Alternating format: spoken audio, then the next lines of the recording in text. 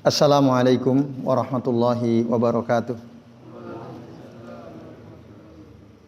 Alhamdulillahi rabbil alamin. Wabihi nasta'inu ala umuri dunya waddin. Wassalatu wassalamu ala asrafil anbiya'i wal mursalin. Wa ala alihi wa ashabihi wa man tabi'ahum bi ihsanin ila yaumiddin. Ashhadu an la ilaha illallah wahdahu la syarikalah. Wa ashhadu anna Muhammadan abduhu wa rasuluh. Allahumma salli wa sallim wa barik ala Muhammad wa ala ali Muhammad kama sallaita wa barakta ala Ibrahim wa ala ali Ibrahim fil alamin innaka Hamidum Majid. Rabbi shrah li sadri wa yassir li amri wahlul 'uqdatam min lisani yafqahu qawli amma ba'du. Bapak-bapak dan ibu-ibu serta ikhwas sekalian, rahimani wa rahimakumullah. Alhamdulillah pada malam ini atas izin Allah kita bisa berjumpa kembali di majelis kajian kitab Islahul Qulub karya Syekh Abdul Hadi Hasan Wahbi hafizahullahu taala. Dan pembahasan kita untuk malam ini yang melanjutkan prinsip yang ke-9 ya. Yang baru kita bahas sebagian, yaitu kalau tidak keliru sampai halaman 34 ya. Sekarang kita akan membahas hadis yang ketiga ya. Dari Abu Hurairah. Hah? 37 untuk terjemahan, untuk aslinya 33, terjemahan 37. Oh gitu. Dari Sahal bin Sa'ad al-Sa'id. Oke. Poin D ya. Oh dari Sahal bin Sa'ad as-Sa'idi itu ya. Halaman 37. Oke, silakan Bapak Ibu dan jamaah sekalian, kita buka halaman 37 ya. Bagian poin D itu ya. Ini kita masih membahas bahwa prinsip yang ke-9, hati itu ya, kalau dibiarkan dia akan menjadi penyebab kehancuran ya. Kalau kita biarkan, tidak diperhatikan. Nah, dalam hadis yang dal, harfu dal atau D itu, ada hadis dari Sahal bin, itu ya, sekarang. Hadis dari Sahal bin Sa'ad as-Sa'idi radhiyallahu anhu. Dia mengatakan, qala Rasulullah sallallahu alaihi wasallam, Rasulullah SAW bersabda, innar rajula la ya'malu amala ahlil jannati fima yabdu linnas. Sesungguhnya ada seseorang, dia beramal dengan amalan penduduk surga, fima yabdu linnas, yang nampak kelihatan oleh manusia. Kalimat ini pentingnya, fima yabdu linnas, yang nampak kelihatan oleh manusia. Wa huwa min ahlin nar. Tapi sebenarnya dia dari penduduk neraka. Sebaliknya, wa innar rajula la ya'malu bi amali ahlin nar. Ada ya, sesungguhnya ada seseorang yang beramal dengan amalan penduduk neraka, fima yabdu linnas, yang nampak kelihatan oleh orang lain. Wa huwa min ahlil jannah, padahal dia dari penduduk surga. Nah, hadis akhrajahu siapa ini? Bukhari ya, Muslim. Diriwayatkan oleh Imam Bukhari dan Imam Muslim. Hadis muttafaqun alaih. Nah, kata Syekh Abdul Hadi, perkataan Nabi yang berbunyi fima yabdu linnas ini isyaratun ila anna batinal amri yakunu bi khilafi dzalik. Sebagai isyarat bahwasanya apa yang ada di balik ya, di balik yang nampak itu ya, yakunu bi khilafi dzalik, itu berselisih atau tidak sama dengan yang nampak. Yang nampak kelihatannya dia beramal dengan amalan penduduk surga. Kelihatannya dia puasa rutin ya, bahkan mungkin puasa Daud. Kelihatannya dia rajin sholat jamaah, kelihatannya gitu. Tapi wa huwa min ahlin nar, padahal dia itu adalah penduduk neraka. Karena apa yang nampak itu tidak sama dengan apa yang ada dalam hatinya. Dalam hatinya dia rajin puasa, supaya dipuji orang. Oh, si fulan Masya Allah rajin banget puasanya. Oh, bangga dia. Kalau sudah dapat pujian, senang. Oh, si fulan ini layak dipilih jadi anggota dewan. Tuh sholatnya jamaah terus gitu ya. Memang itu yang dia inginkan. Ya. Itu. Wa huwa min ahlin nar. Sementara dia ini adalah merupakan penduduk neraka. Karena apa yang dia nampakkan berbeda dengan apa yang dia sembunyikan. Nah itu. Nah sebaliknya ada juga gitu. Orang kelihatannya dia beramal dengan amalan penduduk neraka. Gitu. Padahal itu yang kelihatan. Yang ada dalam hatinya berbeda dengan apa yang kelihatan oleh orang lain. Wa huwa min ahlil jannah. Nah, dia sebenarnya adalah penduduk surga. Mungkin nggak kayak gitu? Mungkin. Apa contohnya misalnya? Ya. Kayak habis kemarin tuh. Apa itu? Yang orang bersedekah ini dipuji, dikatakan dermawan. Nah itu yang berbuat baik tapi sebenarnya dia penduduk neraka. Ini yang kebalikannya. Dia berbuat seperti perbuatan penduduk neraka tapi sebenarnya dia adalah ahli surga. Yang kisah itu Hah? Apa? pelacur itu yang membuang air minuman keras dibuang di rumahnya, dibawa ke rumahnya itu. Ternyata akhirnya orang ngiranya dia pemabok gitu ya. Padahal sebenarnya dia justru menjauhkan minuman keras dari orang lain gitu ya. Ya itu. Kok tiap hari beli miras gitu ya. Padahal dia beli itu ya untuk supaya tidak diminum. Maka dia dibuang di rumah. Nah itu kayak gitu contohnya. Orang nampaknya lihat. Nih orang kok beli khamar terus. Beli minuman keras terus. Nih orang. Wah ini penduduk neraka nih. Padahal sesungguhnya untuk menyelamatkan orang banyak. Nah itu contohnya. Betul sekali ya. Maka wa anna khotimatasu takunu bisababi dasi satibatinatin lil abdi la yattali'u 'alaihan nas. Sesungguhnya ya akhir kesudahan yang buruk itu disebabkan ya, sesuatu yang tersembunyi pada diri seorang hamba yang tidak kelihatan oleh orang lain. Nah, itulah dia patilkal khoslatu al khafiyatu tujibu as-su'al khatimati indal maut. Nah, itulah dia sifat yang tersembunyi yang menyebabkan pelakunya ya dia akan su'ul khotimah ketika mati.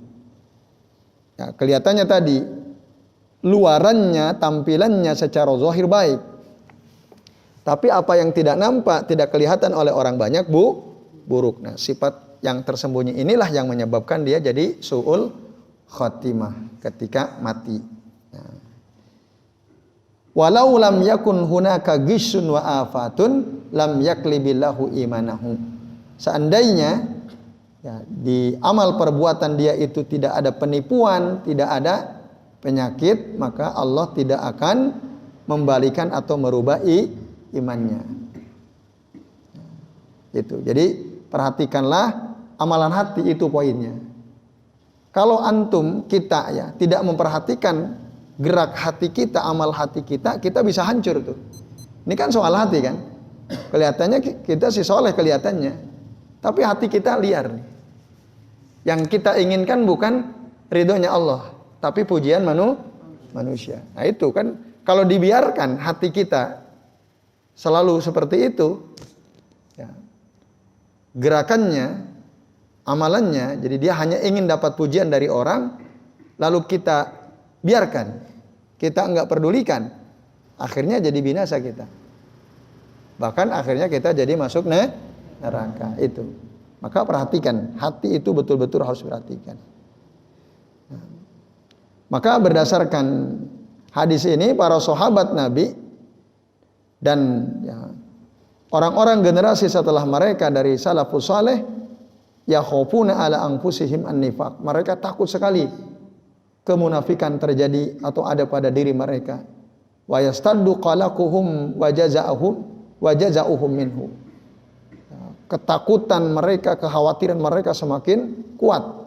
Jadi mereka takut sekali ada kemunafikan di dalam hatinya.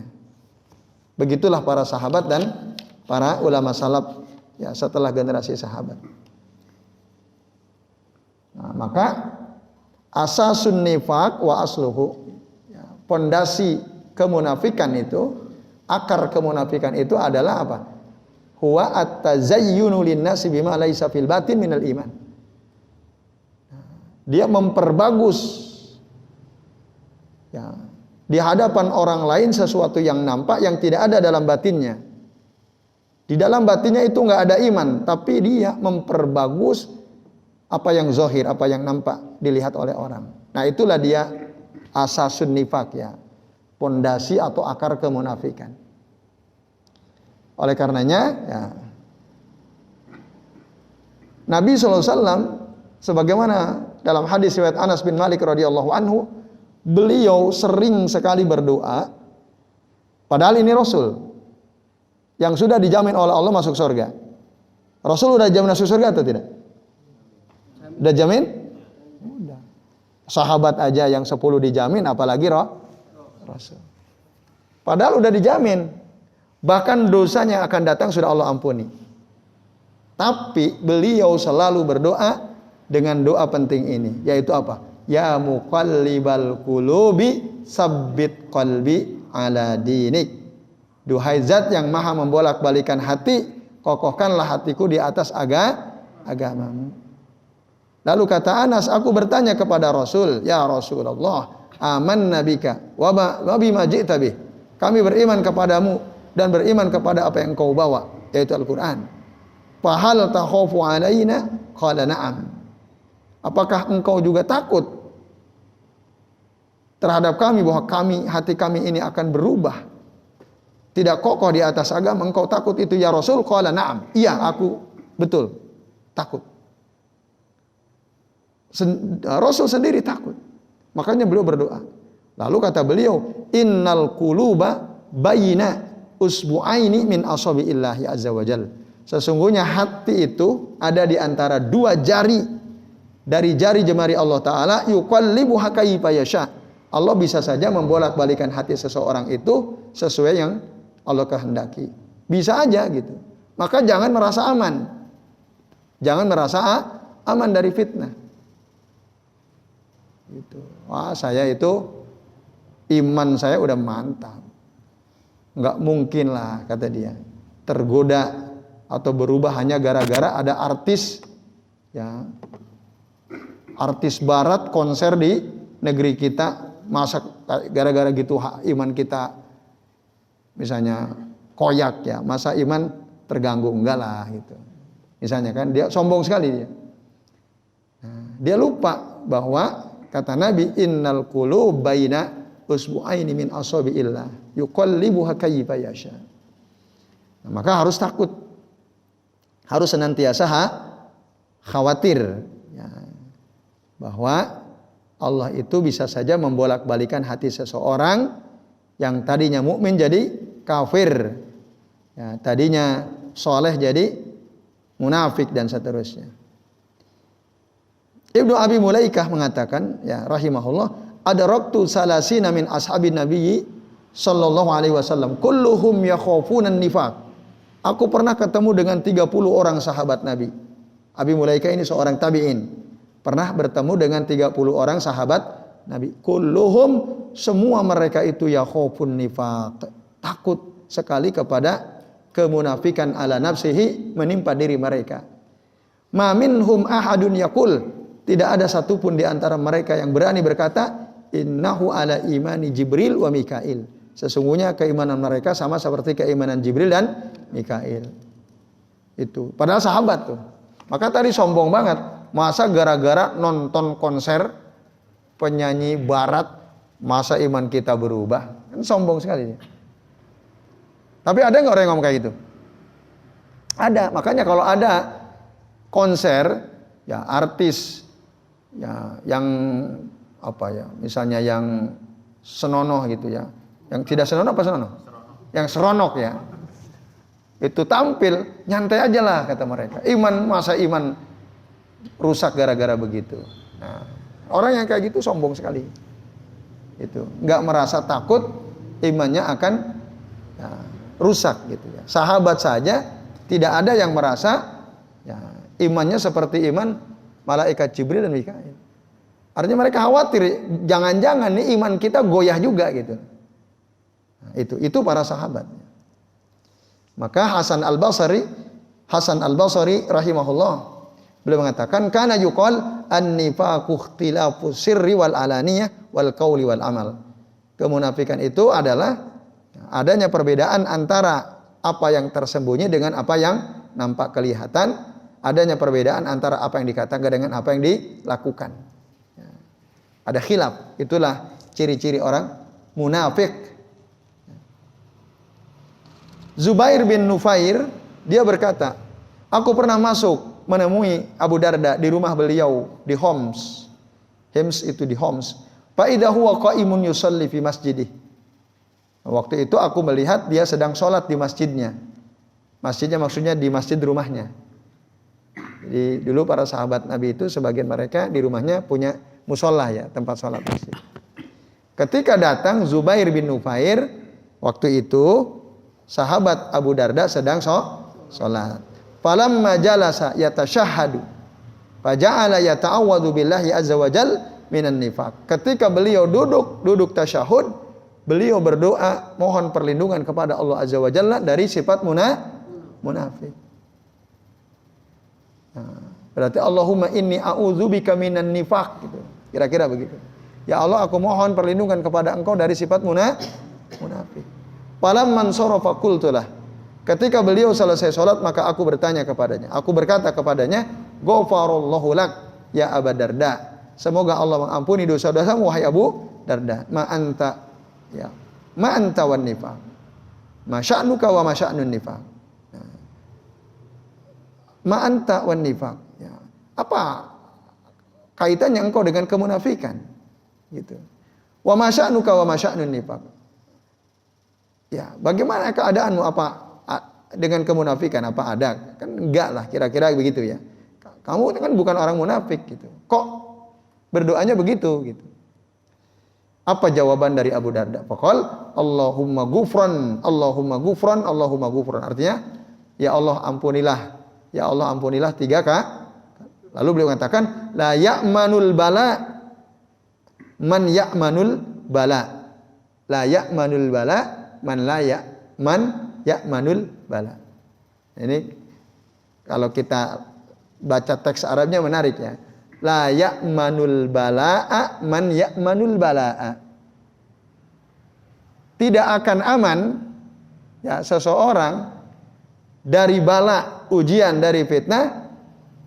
Siapa? Orang yang merasa aman dari fitnah. Itu enggak akan aman. Paham maksudnya? Orang yang merasa, oh iman saya kuat, nggak mungkin gara-gara nonton konser masa iman saya rontok. Berarti kan dia merasa aman, ya atau tidak? Merasa aman dari fitnah.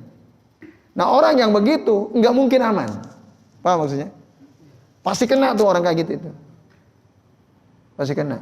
Nah ini ya, kata Abu Darda, la ya'manu al bala man ya'manul bala. Wallahi kata beliau, demi Allah. Innar rajula la yuqtanu fi sa'atin wahidah fayanqalibu an dini. Demi Allah sesungguhnya ada orang yang terkena fitnah dalam satu saat lalu langsung berubah dari agamanya. Murtad dia gara-gara kena fitnah sesaat. Kemudian menurut Muawiyah bin Qurrah dia mengatakan alla yakuna fiyya nifaqun ahabbu ilayya minad dunya wa ma fiha. Aku tidak terkena kemunafikan itu lebih aku sukai daripada dunia dan seisinya. Itu yang disukai oleh Muawiyah bin Qurrah. Ya. Kana Umar yakhsha. Umar saja takut. Umar ibn Khattab saja takut dari kemunafikan. Wa amanuhu ana. Apa saya merasa aman? Saya nggak takut. Wong Umar aja sahabat yang ditakuti oleh syaitan takut dari kemunafikan. Lah kok saya bisa merasa aman dari kemunafikan? Nah, enggak lah. Ya. Harusnya kita tidak merasa aman. Nah, ini bapak-bapak dan ibu-ibu serta ikhwas sekalian. Bilal bin Sa'ad dia berkata, la takun waliyan lillahi azza wajal fil alaniyati wa aduwahu fisir. Janganlah engkau menjadi wali Allah. Janganlah engkau menjadi wali Allah ketika nampak kelihatan oleh orang banyak. Tapi ketika engkau sendirian, engkau justru menjadi musuhnya Allah. Paham maksudnya ya? Jangan. Gitu. Kalau depan orang banyak, kelihatan orang banyak, kayaknya soleh banget. Gitu ya. Tapi ketika sendirian, jadi musuh Allah Ta'ala. Maksiat semua dia lakukan. Hal-hal yang haram semua dia lakukan. Nah, jangan seperti itu. Ya, kalau mau, ya tunjukkan bahwa engkau adalah kekasih Allah ketika nampak dan ketika tidak nampak. Tidak kelihatan oleh orang lain pun engkau tetap wali Allah Subhanahu wa Ta'ala. Itu yang bagus. Maksudnya lahirnya soleh, batinnya juga soleh. Jangan sampai lahirnya toh yang soleh, batinnya rusak. Gitu. Itu kata Bilal bin Sa'ad. Ya. Baik, bapak-bapak dan ikhwas sekalian, a'azani Allah wa iyyakum ajma'in. Nah, yang terakhir ya, wali ajli hadza khaufa ibadullahi ta'ala as-salihun ala qulubihim wa bakau 'alaiha wa sarafu inayatuhum ilaiha. Oleh karenanya ya, hamba-hamba Allah Ta'ala yang soleh itu mereka takut. Hati mereka terkena kemunafikan. Makanya mereka itu nangis. Ya, betul-betul fokus memperhatikan hati. Supaya hati itu tidak kena penyakit nifak. Nah, orang soleh itu nangis. Maka saya kira kita pun harus takut dari sifat munafik. Tadi kalau luarnya kelihatannya bagus gitu. Tapi ketika kita sendirian atau dalam hati kita rusak. Hati kita kacau ya. Nah, itu kalau dibiarkan hancur semua gitu ya. Ja'alanallahu wa iyyakum minal mu'tabirina bil ibar. Semoga Allah menjadikan kita semua sebagai orang-orang yang bisa mengambil pelajaran. Wal muhtammina bimawadi'il khatar, dan menjadikan kita golongan orang-orang yang betul-betul bisa memperhatikan hal-hal yang tempat-tempat yang berbahaya. Wal muwaffaqina li islahiha bi husnin nazar, dan semoga Allah menjadikan kita orang-orang yang mendapatkan taufik untuk memperbaiki hati ya, dengan bi husnin nazar, pandangan yang baik. Innahu arhamur rahimin, sesungguhnya Allah zat yang maha pengasih ya. Baik bapak-bapak dan ikhwas sekalian rahimani wa rahimakumullah. Nah, ini dia lanjutan prinsip terakhir dari prinsip hati, yaitu yang prinsip yang ke-9 ya, betul ya? Nah, ya, saya kira mudah-mudahan bisa dipahami dengan baik apa yang kita bahas ya pada malam ini. Nah, selebihnya barangkali ada di antara antum yang mau bertanya, kami persilahkan. Ya, monggo kalau kita. Untuk doa yang qalibal qulub tapi qulubana ala dini itu boleh ditambahin yang sorifal qulub. Sorif qulubana ala ta'atik. Iya, dua-duanya sahih. Satu lagi. Ya, oke, baik. Kalau pertanyaan. Saya pernah mendengar kisah seorang wanita. Wanita tunasusila kalau yang memberikan minum pada anjing. Kemudian itu menjadi lantaran dia masuk surga. Ya. Maka itu juga termasuk contoh amalan penghuni neraka, tapi sebenarnya dia itu kisah sahih. Oke. Ya, baik. Langsung jawab aja ya. Nanti kalau ada pertanyaan lagi setelah dijawab. Baik, terima kasih Pak Lukito. Yang pertama, betul. Dua doa itu semua sahih. Ya muqallibal qulub, tsabbit qalbi ala dinik. Ya musarrifal qulub, sarrif qulubana ala taatik. Nah, itu dua-duanya dalilnya sahih ya. Kalau ini tadi riwayat siapa?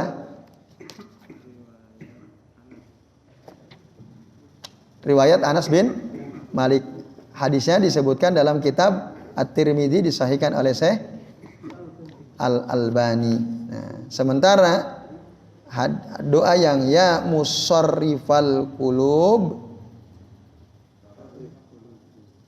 sarrif qulubana ala taatik, ya, atau sabbit qalbi ala taatik. Nah, ini juga adalah hadis sahih. Ya.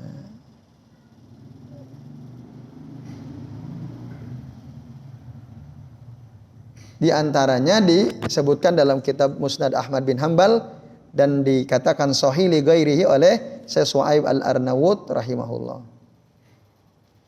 Yaitu Pak Lukito dan Bapak sekalian ya. Nah, ya musarrifal qulub, ada yang menggunakan kata sarrif qulubana ala taatik, ada yang mengatakan ya musarrifal qulub, ya sabbit qalbi ala taatik. Nah, tapi yang berdasarkan riwayat Imam Muslim, Allahumma, bukan ya musarrifal qulub, tapi Allahumma musarrifal qulub sarrif qulubana ala taatik. Itu hadis riwayat Imam Muslim. Nah, itu hadisnya sahih. Baik. Yang kedua, ada kisah seorang pelacur yang memberi minum anjing yang kehausan. Dengan dia turun ke sumur, membuka sepatunya, lalu mengambil air dengan sepatunya, lalu sepatu itu dia gigit ke atas agar airnya tidak tumpah, lalu diberikan minum kepada anjing yang sedang kehausan. Itu ya disebabkan karena amalan si wanita pelacur ini, akhirnya dia masuk surga. Nah, itu sahih. Hadisnya sahih. Walaupun ada beberapa riwayat yang intinya sama, menolong seekor anjing, tapi pelakunya beda. Ada yang mengatakan seorang laki-laki, tapi ada dalam riwayat yang lain seorang pelacur. Nah, lalu pelajarannya yang bisa dipetik dari hadis itu apa? Mungkin sebagian orang bahkan keliru menyimpulkan hadis tersebut. Pelacur aja iso melebu surga kok. Sing penting kan api sama hewan itu ya. Nah, itu repot tuh kalau gitu cara mikirnya. Iya kan? Itu bisa salah paham orang. Jadi simpel banget masuk surga. Baik aja sama hewan, melacur jalan terus. Kan repot itu. Miara anjing aja. Melacurnya jalan, pelihara anjing. Oh, itu yang dia melihat zahirnya. Padahal maksudnya bukan begitu. Nah, maksudnya adalah apa? Keikhlasan dalam beramal, ya, menolong makhluk Allah Ta'ala, ya, ikhlas dalam beramal, yaitu menolong makhluk Allah Ta'ala, apapun itu makhluknya, selama dia masih makhluk Allah Ta'ala, itu adalah amalan soleh yang bisa menyebabkan seseorang pelakunya masuk surga. Bukan berarti status dia sebagai pelacur lalu ditolerir. Enggak. Poinnya bukan pada pelacurnya, pada amalannya. Nah, keikhlasannya. Mungkin si pelacur itu taubat. Nah, itu yang enggak diceritakan kan. Karena dalam hadis yang lain pelakunya bukan pelacur, seorang laki-laki gitu. Nah, itu pelajaran situ. Jangan sampai salah di dalam memahami hadis tersebut. Tapi ada yang kayak gitu. Nah, sehingga misalnya muncul ada kata-kata, ya lebih baik jadi ahli maksiat, tapi apa? Oh, enggak. Lebih baik jadi ahli maksiat, tapi taubat daripada ahlu to'ah, tapi sombong, gitu ya, tapi sombong. Lebih baik jadi seorang pendosa yang bertaubat daripada orang soleh yang sombong. Nah, gimana? Lebih baik jadi seorang pendosa yang bertaubat, hanya beristighfar, daripada seorang soleh atau orang alim yang sombong. Ya, coba bayangkan. Di satu sisi ini ada benernya, ya kan? Tapi bisa atau berpotensi disalah paham. Kalau para pendosa seneng banget didengar ini kan. Jadi nyantai aja lah kita berbuat dosa itu. Yang penting nanti akhirnya kita taubat kan? Iya, kalau ente bisa taubat. Kalau ente nggak sempat taubat, mati konyol ente kan? Nah gitu. Jadi poinnya sebenarnya pada taubatnya, bukan jangan yang diperhatikan jangan para pendosanya, taubatnya itu gitu. Artinya kalau ente sudah tahu ini, segeralah ente bertaubat gitu. Lalu jangan ngenyek sama orang alim, orang soleh. Ngapain jadi orang soleh? Kalau akhirnya sombong kan gitu. Kamu kok nggak mau jadi orang soleh? Enggak, daripada sombong lebih baik jadi pendosa. Kan ngaco itu. Lebih baik saya jadi pendosa tapi saya taubat akhirnya, daripada saya jadi orang soleh, orang alim tapi sombong. Seakan-akan dapat legitimasi. Jadi pendosa itu nggak masalah kan gitu. Kan ada tuh sekarang para penceramah yang seperti itu. Titik tekannya pada itunya gitu. Dan itu yang diperhatikan oleh mereka. Bukan taubatnya, tapi pendosanya itu. Jadi seneng akhirnya. Wah ini kayak gini nih. Ya, bolokku ini api ini kan gitu. Nah ini bahaya ya Bapak Ibu sekalian. Jadi sering orang keliru dalam mengambil kesimpulan dari hadis-hadis model seperti itu. Yaitu kalau kita ya. Jadi yang diambil itu amal ikhlas membantu makhluk Allahnya. Jangan fokus pada pelacurnya. Ya itu. Itu karena ya tadi kalau fokus pada kata pelacurnya, akhirnya orang seperti seakan-akan melegitimasi, membiarkan, mendukung perbuatan dosanya itu. Bukan pada itu poinnya. Ya, wallahu a'lam bishawab. Nah. Masih ada pertanyaan dari yang lain? Silakan Mas Fajar. Tapi di luar konteks ya, Pak. Silakan. Mengenai hadis Allah itu membenci orang yang pandai dalam urusan dunia tapi jahil atau bodoh dalam urusan akhirat. Itu maksud hadisnya gimana ya, Pak? Gimana ininya apa? Kalimat pertamanya. Teks Arabnya paham enggak antum? Enggak paham. Allah itu membenci orang yang pandai dalam urusan dunia tapi bodoh dalam urusan akhirat. Coba ya. Saya coba cari teks aslinya.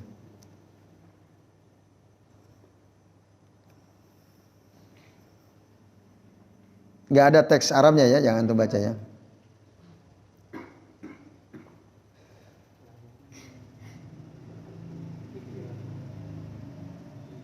Yang antum tanyakan apa ini? Maksud korelasi di situ dalam kehidupan sehari-hari itu kan. Apakah orang yang macam di dunia itu pandai dalam urusan dunia, tapi dia tidak punya ilmu agama yang mumpuni, apakah seperti itu? Terus Allah membencinya gitu, karena minimnya ilmu agama tadi. Iya.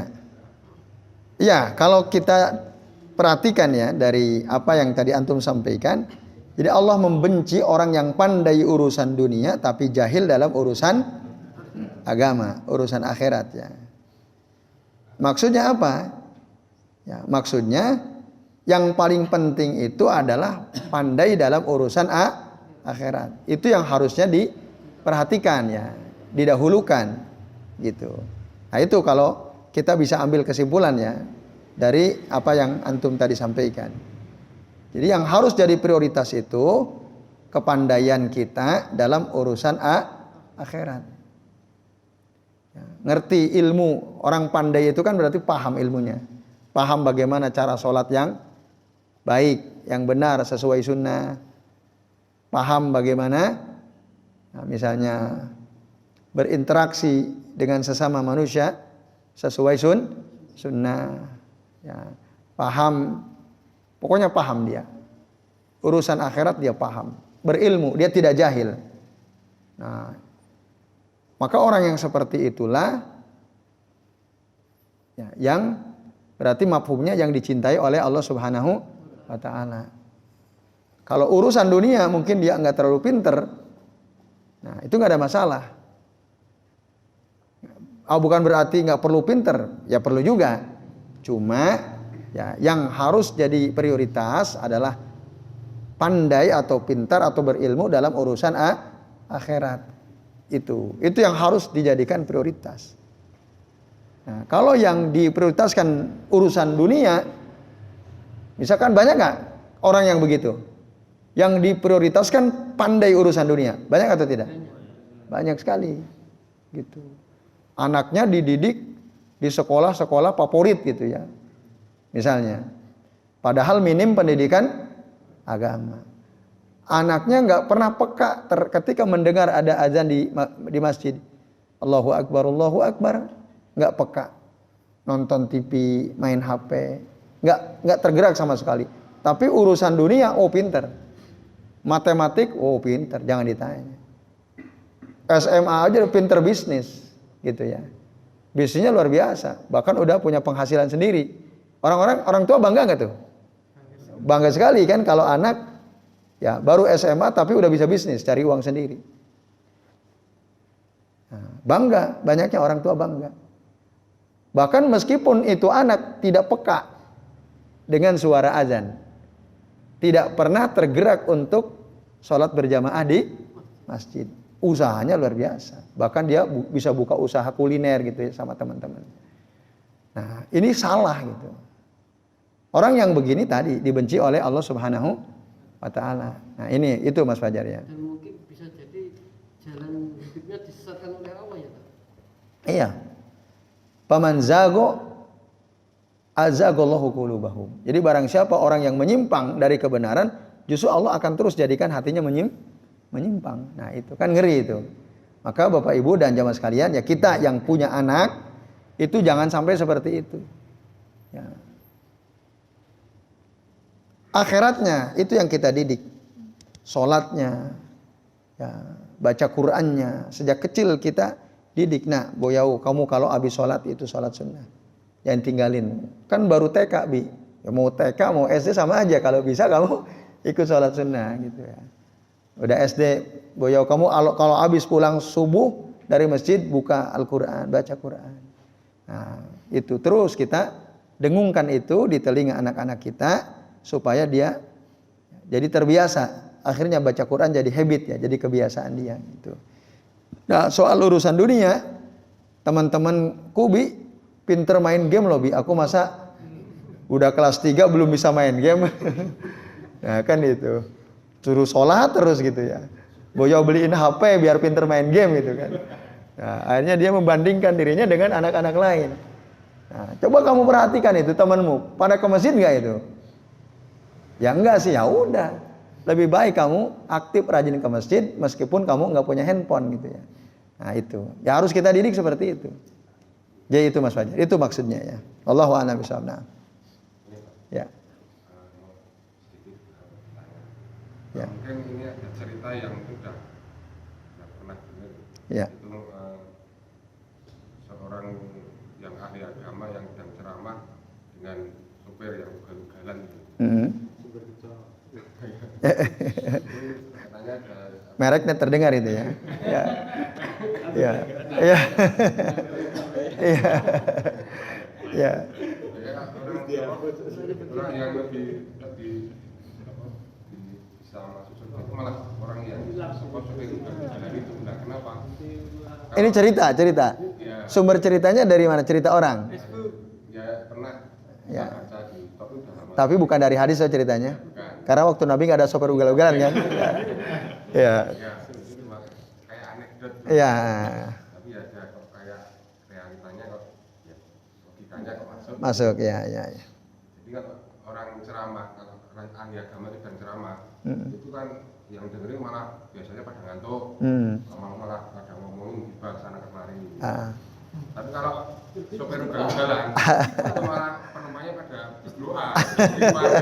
Iya. Itu kan malah lebih baik sopir ugal-ugalan itu gimana? Iya. Coba, ya, itu anekdot ya. Ya, kalau dia ngomong begitu tujuannya untuk lucu-lucuan bisa aja lah ya, bisa diterima. Tapi kalau itu sungguhan, ya enggak lah ya, enggak. Gimana? Stop gitu ya, turun. Iya. Jadi para penumpang itu istighfar berdoa itu terpaksa itu ya. Bukan karena keikhlasan ya, karena saking takutnya ya. Jadi dan mungkin kalau mereka kita wawancara itu para penumpang seneng apa benci sama sopir itu? Kira-kira apa jawabannya? Benci itu. Berarti kan zalim tuh. Jadi kesimpulannya ngaco kalau si sopir itu lebih baik daripada penceramah kan. Iya. Nah itu iya. Kan kan pada berdoa, pada istighfar. Iya, tadi kan istighfar doanya kan terpaksa kan. Nah, rusuh lagi. Tapi kan terpaksa gitu. Kalau di interview ditanya mereka, gimana, seneng nggak naik bis ini? Wah pasti, ngaco ini sopirnya. Iya kan tadi aja, dan pendosa tadi. Ya itu, nggak itu. Tapi kalau hanya sekedar anekdot ya boleh lah ya. Tapi kalau serius sih jangan ya. Itu nggak benar. Tapi kalau mau kita ambil hikmahnya, ya harusnya para penceramah itu ya mengajak para jamaah semakin ingat sama Allah, bukan malah ketawa ketiwi. Nah itu kan ada juga ceramah yang ngaco kan, isinya lucu terus kan. Nah, nggak pernah tuh jamaah itu diajak mikir, nggak pernah jamaah diajak untuk kembali kepada ayat Allah dan sunnah Rasul. Nah, tapi justru penceramah yang sering bikin orang ketawa itu yang disenangi. Nah, berarti yang ngaco dua-duanya itu. Penceramahnya ngaco, jamaahnya ngaco juga tuh kayak gitu. Ini ceramah buat stand up ini. Nah, ceramah atau stand up ya. Nah, dan saya pernah jadi korban itu ya. Jadi Ustadz, tolong nanti kalau bisa ceramahnya yang lucu. Lah, udah pernah tahu saya ngisi kajian kok saya disuruh ceramah lucu. Ganti aja yang lain saya bilang. Nah, itu ya itu. Berarti kan yang nggak bener ya itu ya jamaahnya ya dan ya ustadznya gitu. Karena diisi lucu terus. Jamaah diajak ketawa terus. Nggak pernah diajak untuk mikir tentang akhirat, mikirin dosa, kembali pada Al-Quran dan Sunnah. Jadi itu Pak Wikan. Nah, anekdot itu nanti memperkuat ini tadi. Ya itu tadi intinya. Ya kalau sekedar anekdot sih boleh lah. Ya, tapi kalau itu dianggap sungguh-sungguh ya itu nggak benar ya. Allahu a'lam bishawab. Masih ada? Cukup? Ya baik, alhamdulillah. Ya baik Bapak Ibu dan jamaah sekalian, ya ini yang bisa kita bahas. Insyaallah pekan depan kita masuk bab baru ya. Alamatul qalbis salim, tanda-tanda orang yang hatinya selamat. Nah, mudah-mudahan nanti dengan mempelajari itu kita bisa menganalisa ini hati saya ini bagaimana gitu ya. Selamat atau binasa gitu ya. Jadi baik, sementara ini dulu. Terima kasih atas perhatiannya. Saya mohon maaf apabila yang kami sampaikan ada kesalahan. Dan kami akhiri wassallallahu ala Muhammadin wa ala alihi wa sahbihi wa baraka wa sallama alaihim ajmain. Billahi taufiq wal hidayah. Wassalamualaikum warahmatullahi wabarakatuh.